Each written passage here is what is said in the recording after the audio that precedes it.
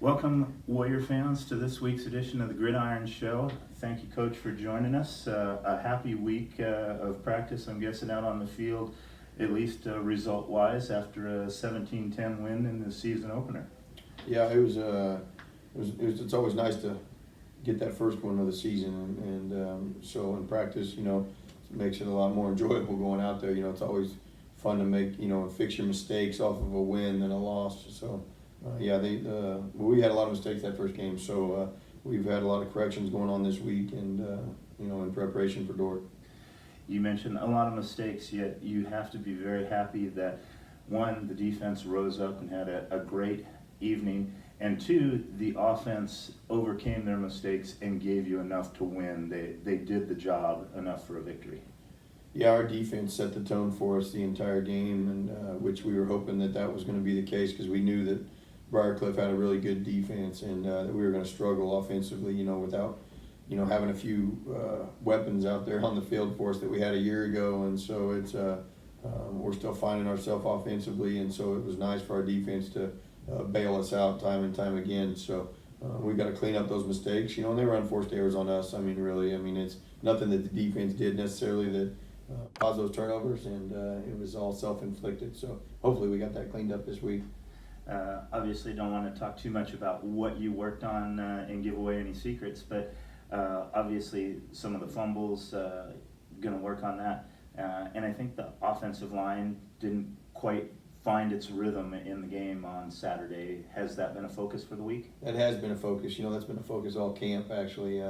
That's something that we've got to continue to get better up front each week, and continue to grow. And Briarcliff, those 3 down linemen that they had, 4 down linemen, they were special players, and they were big and fast. And I think, we were starting a freshman at left guard, and it showed. So told him he's got a game under his belt. He's not a freshman anymore. So, and the other guys, they got to continue to, be solid and get a body on a body up front for us to have a chance. I know you mentioned last week the transfers from Briarcliff, they weren't going to play against their old school. Are they excited? Now it's their season opener to play against Dordt? Yeah, they're chomping at the bit to get out there. Caleb and Reese and Logan, they're all excited. They're all 3 starting this week on defense. So that's what's impressive, on defense is our depth, where it hadn't been that in the past, And so, there's some good football players that aren't starting this week just because those 3 are back. That's a good problem to have, because that means you can put in fresh guys all the time. Absolutely. Let's talk about Dordt. They lost their season opener. What do you see in them? They had a good second half here and pulled away last year. Yeah, they played a good Kaiser team that's now, I think, they'll be ranked in the top 25. They're a good team. They had a lot of big kids, a lot of fast kids. It's kind of like, what we did last year, just setting up a tough schedule, which is what Dordt looked like they did with Kaiser, and so it was interesting, watching the game. There's some things, but at the same time, I don't feel that we're not Kaiser, yet. They're pretty good, and so we'll have an opportunity this weekend to get out there and play a very, very good Dordt team. I think they're ranked 24th in the country. Is there anything that they do that is going to be a focus? Yeah, they run the triple option. You got to be sound on defense. You can't freelance on defense. They'll get you if you do. Everybody has got to do their job, and if all 11 guys do their job, our defense will be okay and should be fine actually. Offensively, they run a 4-3 on defense. They're going to put a lot of guys around the box. There's going to be some things that we're going to try to do to maybe stretch them out a little bit. But it lies to what we do, how we take care of the ball in the backfield, and how we do up front. I know Sam Huntley got hurt, possibly done for the year.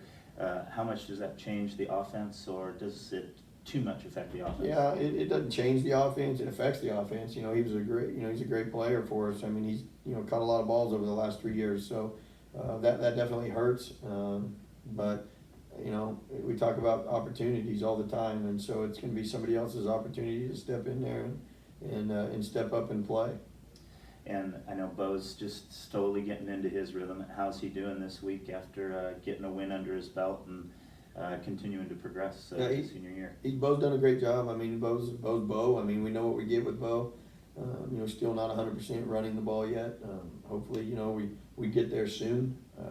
We'll be starting Ed Dominguez at quarterback this weekend, just because of, Bo got roughed up pretty good in that game. And so we're a non-conference right now, and Ed's ready to go. Ed's had a great spring ball, had great fall camp. So Bo will play, but I'm going to be smart with both of them, and we're going to see, whoever gives us the best chance to win a football game is who's going to be in there, the majority of the time.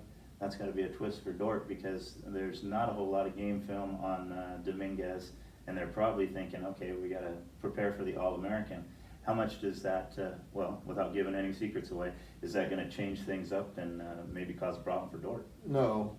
I mean, they'll be ready. I mean, they're going to play sound defense. I mean, they went 7-3 in one of the toughest conferences in the country last year. I mean, they're picked to finish, third I think, or second in the GPAC. So it'll be interesting. They're going to come out and play football. So it doesn't matter who we have at quarterback. They're going to game plan the same way. Defensively, the interceptions for you guys were a huge part of the game.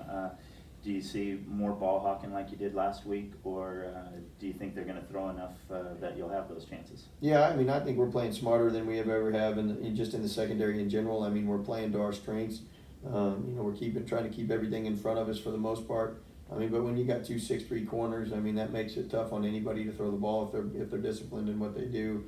Our safeties have done a really good job. McCoy Yeagle, he's done a great job. He had 2 picks in the last game. Actually, one of them was a pick 6 that had an inadvertent whistle, which was not cool, because, I mean, it was obvious on film that it was an interception. So that was a blown call. But other than that, I mean, Dordt, I mean, against Kaiser, I think they ran the ball 59 times and threw it 10. So they're going to pound the ball. And that's what the strength of their team, it looks like on film, at least after week 1. There's no question they got one of the best receivers, in the Midwest, in Levi Jungling. He's a great player. They got Noah Clayberg, who got knocked out of the game around halftime with a concussion. So who was their main guy on offense, and they were playing him at quarterback. So I don't know. We'll see if he plays or not. Coach said it was going to be questionable when he sent the depth chart over. So, I mean, as always, we're planning on him playing. So it doesn't matter. You still got to tackle the guy with the ball. The amount they run, that depth on defense is going to be a key, I would think, being able to keep fresh bodies in there to make tackles. Yeah, we're going to have to do a good job up front. Their own line, they fire off the ball. They got tight splits. And so we're just going to have to play gap sound football and play smart. You guys get a week off after this one. How nice is it to get an early break to assess how things are going? Yeah, I think it kind of falls, after, it's going to be 2 physical games right off the bat. So it's going to be nice to have that, that week to get everybody's legs back, before we come back home again against Wisconsin River Falls. So, I think the timing of it is very good. You guys beat a good Briarcliff team and had a chance to beat a top 25 team. Is this a week that you guys can make a statement and attract some attention for this program on the national stage? We're going to have to play almost, perfect game in order to do that.